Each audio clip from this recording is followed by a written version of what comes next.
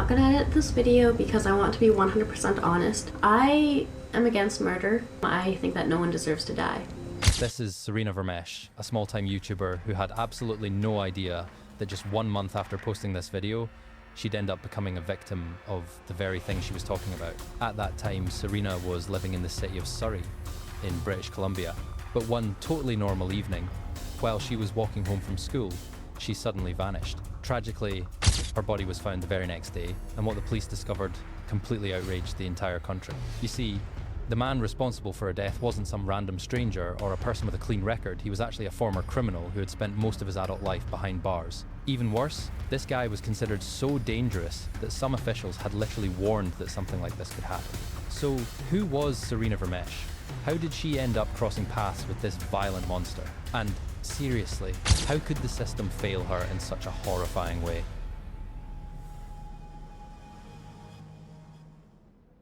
Hey guys, what's up? I'm so happy to see you back on my channel. Before we get into the video, I just want to ask you something real quick. How often do you guys go to the dentist? And like, be honest, are you scared of dentist visits or not really? Tell me all about it down in the comments. I seriously can't wait to read what you think. And while you're at it, don't forget to drop a like and hit that subscribe button. All right, let's get started. Welcome to Surrey, British Columbia, a big suburban city just south of Vancouver. It's known for its quiet neighborhoods, cozy family homes, and those tree-lined streets that make it look straight out of a postcard. Nights here are usually super calm and peaceful, especially in the residential areas and industrial zones that pretty much shut down after dark.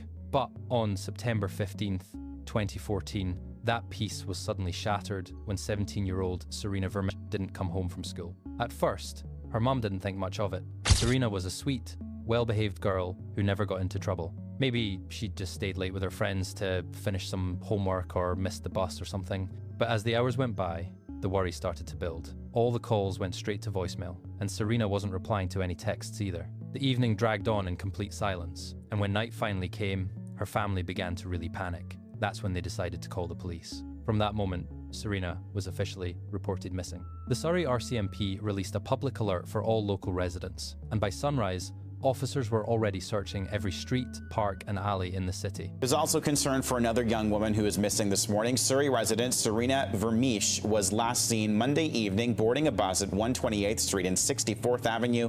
The 17-year-old's family is concerned about her health and her well-being. By this time, detectives had already figured out that the last time anyone saw Serena was around 8:10 in the evening. She was last seen getting on a bus near the intersection of 64th Avenue and 128th Street, her usual route home. Normally, she'd take the bus most of the way, then walk the rest on foot. Police confirmed that nothing about her plans that evening seemed unusual. Serena was just heading home like always. But of course, the problem was she never made it there, which meant that somewhere along that familiar route, something terrible had happened. With every passing hour, the fear grew stronger. Everyone who knew Serena started to panic. But as it turned out, tragedy wasn't something new for her family. Her father, Kevin, had already been in a coma for several months after a serious car accident, and her mum, Rumiko, was now living through every parent's worst nightmare. The thing is, when a child goes missing, every single minute matters because the consequences can be devastating. That's why the search for Serena began right away. And what made this even more alarming was that Serena wasn't the type of girl who'd ever run away from home. She was smart, kind, a little quirky, and honestly, just a good-hearted kid. She also had her own YouTube channel, a place where she could totally be herself, open and real. Before all this, Serena was just a regular teenager creative, full of energy and totally in love with making videos for YouTube. She went to Sullivan Heights Secondary School, loved music, hanging out with her friends, and uploading fun clips online. Back then, she ran a small YouTube channel under the nickname Iuna Kitty, where she posted funny vlogs and random thoughts that popped into her head. And if you check her channel now, you'll still find all those honest, cozy, little videos, the kind of stuff YouTube used to be about, you know? Back when it actually felt like it belonged to real people. Hey guys, it's Rena. So, I'm just getting ready for school and I think I'm a little bit sick. Like, my nose is kind of stuffy and I can't breathe out of my left nose. But yeah, so I just thought I'd make a little video, and I'm actually standing in the bathroom because the lighting in my room is really bad. And my kitty is... Oh, and she got a little bow tie. Look up, look up. Come on, I want to see your bow tie. See?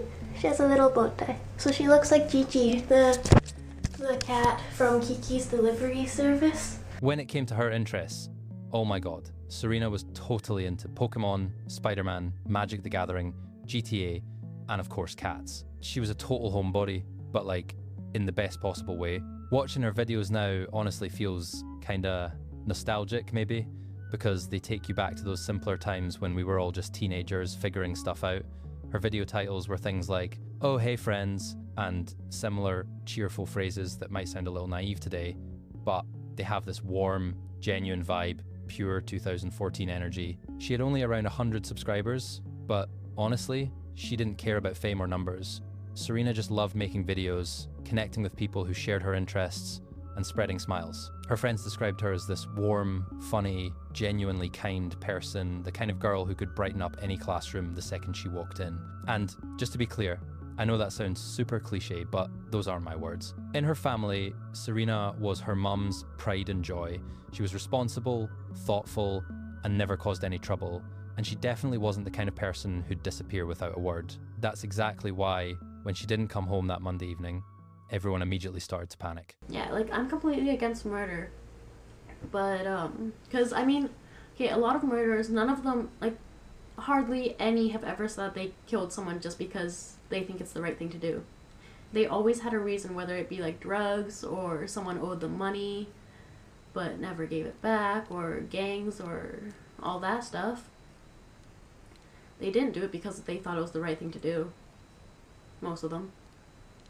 I haven't heard of any murderer that said they thought it was the right thing to do by killing someone. Unfortunately, on Tuesday, September 16th, 2014, the search for Serena took a horrifying turn. About 24 hours after she went missing, a search team was combing through the industrial area of East Newton. And when one of the volunteers looked through the thick bushes near the railroad tracks, close to the intersection of 146th Street and 66th Avenue, he made a chilling discovery. It was the body of a young girl. And even without any forensic confirmation, it was painfully clear it was Serena. Police have now identified a body found in Surrey. RCMP confirmed 17-year-old Serena Vermeersch was found dead at the City Works yard on 66th Avenue. She was last seen boarding a bus Monday night at 128th Street and 64th Avenue.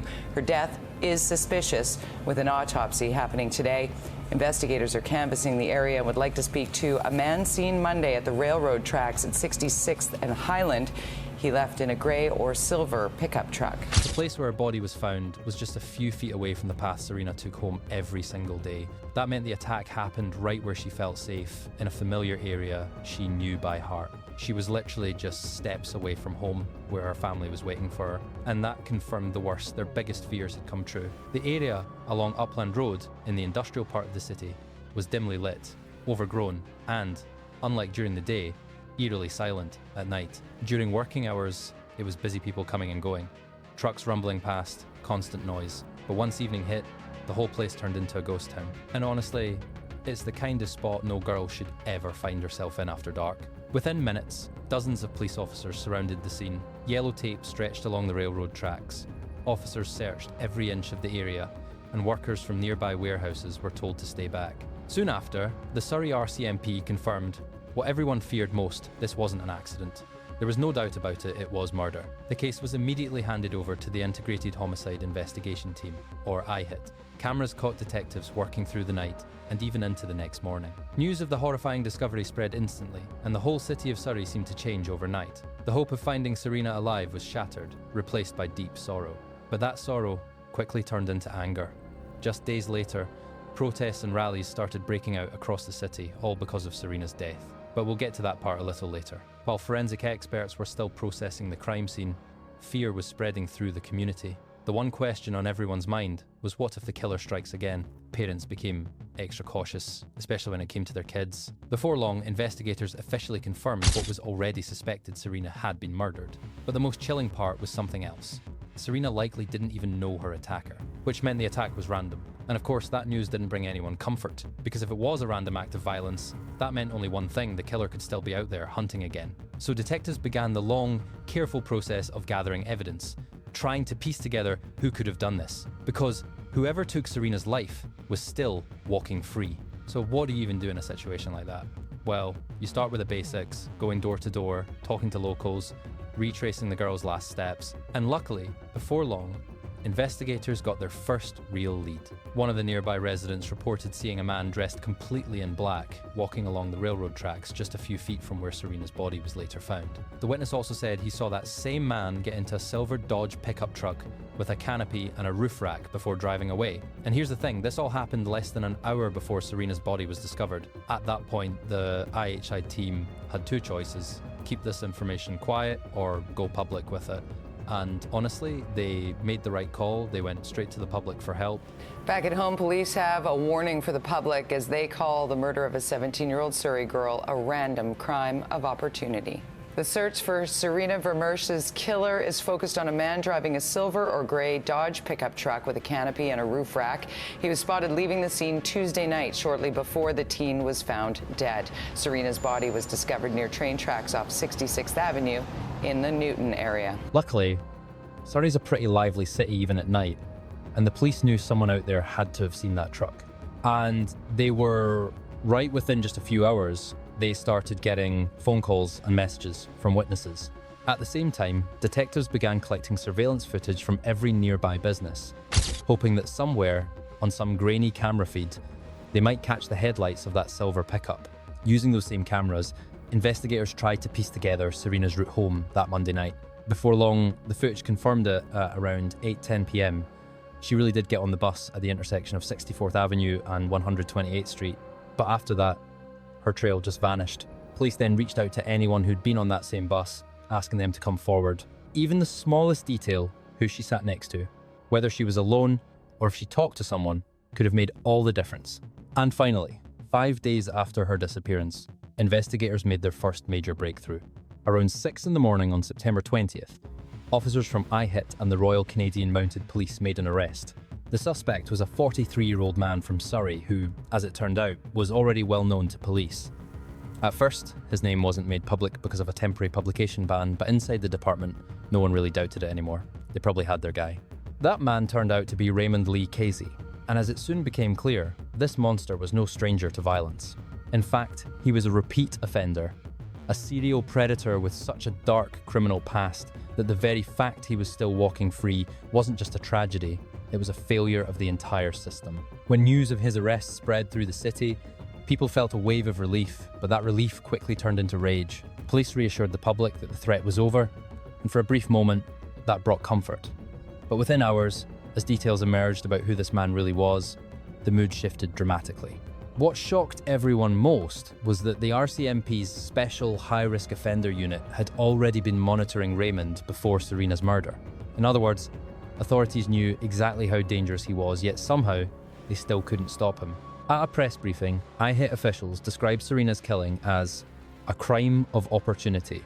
Those words hit the community hard. People were furious, asking, how could someone who was being watched every day even get that opportunity? But the real outrage came when his criminal history was revealed. Raymond was, quite literally, a walking warning sign, a repeat offender with so many convictions that you could probably dedicate an entire shelf in the courthouse archives just to his files. And between the ages of 15 and 38, the year he killed Serena, he had spent only 2 years of his life outside prison walls. It's as if evil never took a day off with him. Despite everything he'd done, he remained arrogant and completely unrepentant. His criminal career began when he was just a teenager. Raymond was first imprisoned at 15, and he spent most of his life behind bars, and for good reason. In 1991, at just 19 years old, he broke into a museum after hours, threatened a staff member with a knife, and raped her. Then, he forced her to withdraw money from an ATM before tying her up and leaving her bound to a tree in the woods, expecting her to die there. She survived only because nearby farmers heard her screams. And just a few days later, Raymond struck again, robbing another woman at knife point, and, in a shocking act of cruelty, even his mugshot looked like life itself had grown tired of his existence. But the law is the law, and once his sentence was over, the Canadian justice system had no choice but to let him go. So, in June 2013, after serving 22 years behind bars, Raymond walked out of prison. He wasn't changed, he wasn't remorseful, and he was still just as dangerous as ever. When you really think about it, it's insane. A man who was officially deemed a threat to the public was released, and the law couldn't do a single thing to stop it. Authorities were so concerned that on the very day he was freed, they issued a public warning to the residents of Surrey. A high-risk violent offender, prone to impulsive and random acts of violence, is living in the community. Even Surrey's mayor at the time, Diane Watts, publicly expressed her outrage. For over a year, Raymond lived in the area under what's called a peace bond under Section 810, a legal measure that allowed police to keep tabs on him but not to arrest him unless he actually committed a new crime. During that year, he violated his release conditions once. He was briefly detained but was released almost immediately afterward. The system called it supervision. Everyone else called it Russian roulette with people's lives. And tragically, in September 2014, all those warnings came true. The so-called rehabilitation had failed spectacularly. Just 15 months after his release, Raymond did exactly what everyone feared most. He saw Serena walking home and took advantage of her vulnerability. Within minutes, she was dead. Now that we know Raymond was responsible, there's still one crucial question left. What exactly happened that night? On Monday, September 15th, Serena went to school as usual. Nothing out of the ordinary, just another day. At 8:10 p.m, she was last seen boarding a public bus at the corner of 64th Avenue and 128th Street. Witnesses confirmed that she was heading home toward the East Newton area of Surrey. At around 8:30 p.m, after stepping off the bus near her neighbourhood, she took her usual route along 66th Avenue, a path that led across a set of railroad tracks in a dimly lit, wooded area. She had no idea that Raymond was lurking there that night, waiting for a random victim in that dark, isolated spot. By a cruel twist of fate, their paths crossed, and that's when he attacked her. According to the investigation, Raymond chased Serena, and she knew she was in danger. But despite her fear, she fought back with everything she had. At the time, Serena was carrying a small X-Acto knife for self-defense, and though Raymond ultimately overpowered her, she managed to wound him badly enough that he needed 22 stitches afterward. Tragically, he strangled her using a piece of his own clothing. Roughly 15 minutes after the murder, Raymond fled the scene, hiding Serena's body deep in the bushes. But the next day, for reasons that remain unknown, he returned to the site of the crime. And that's when someone saw him. Less than an hour later, Serena's body was found. In the months that followed, prosecutors began carefully building their case against Raymond. And to their credit, it was airtight. They had eyewitness statements, forensic evidence, a DNA match, and plenty of other physical proof tying him directly to the murder. Given his horrific criminal past, almost no one doubted his guilt. But, to the public's outrage, Raymond wasn't charged with first-degree murder, only second-degree. And that infuriated the people of Surrey. Under Canadian law, first-degree murder requires clear evidence of premeditation or aggravating circumstances. Since prosecutors couldn't definitively prove intent or planning, they opted for a more straightforward charge. Still, the community didn't accept that explanation. People demanded the harshest possible punishment, and honestly, who could blame them? For a while, Raymond's name was kept secret under a publication ban, but the city's residents erupted in anger. They refused to let the man who killed Serena remain hidden. Even Surrey's mayor, Diane Watts, spoke out publicly on Twitter, writing, "Protect the innocent, not the criminals." Under pressure from the public, the publication ban was eventually lifted, and when the name Raymond Cassie hit the headlines, anger exploded all over again. People realised this was the man authorities had warned them about months earlier, and now everyone knew he'd killed again. For 3 years after Serena's murder, Raymond kept denying he was guilty. The case was headed for trial, and Serena's family was bracing for the long, painful process. Then, out of nowhere, on September 14th, 2017, something unexpected happened. Right before the hearings were set to begin, Raymond suddenly changed his plea to guilty. It was described as a surprise confession that took everyone off guard. He probably pled guilty to avoid the shame and humiliation of a public trial.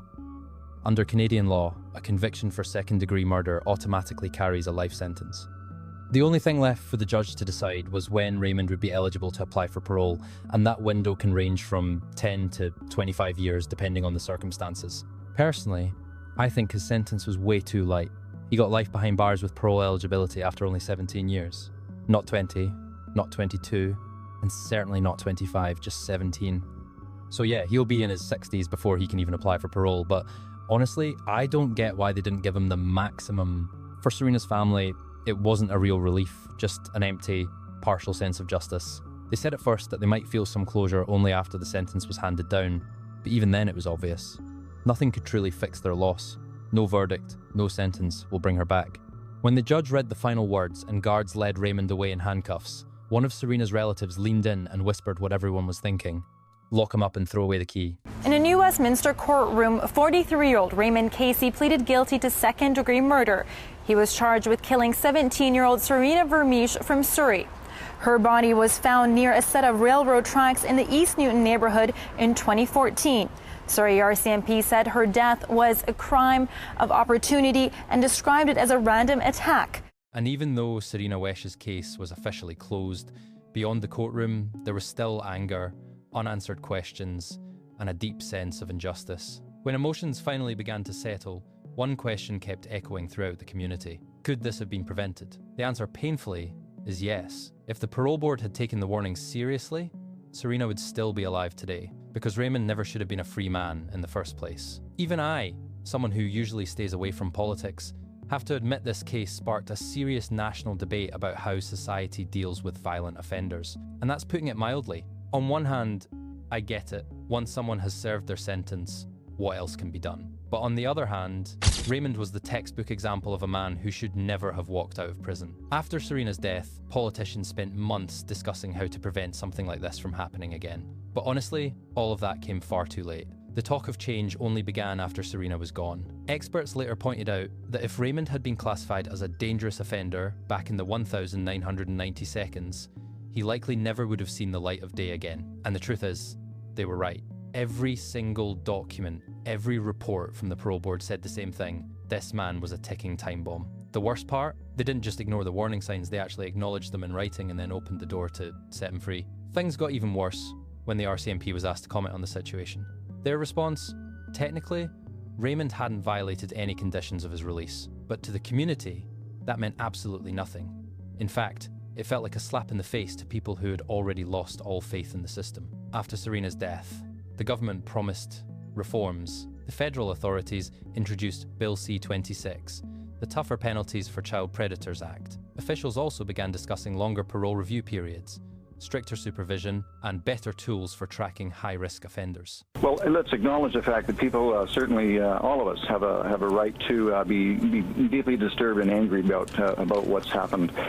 In terms of the system, we've gone through a phase in the last little while of increasing sentences, increasing punishments, and decreasing an emphasis on treatment and making sure that people get the treatment that they need.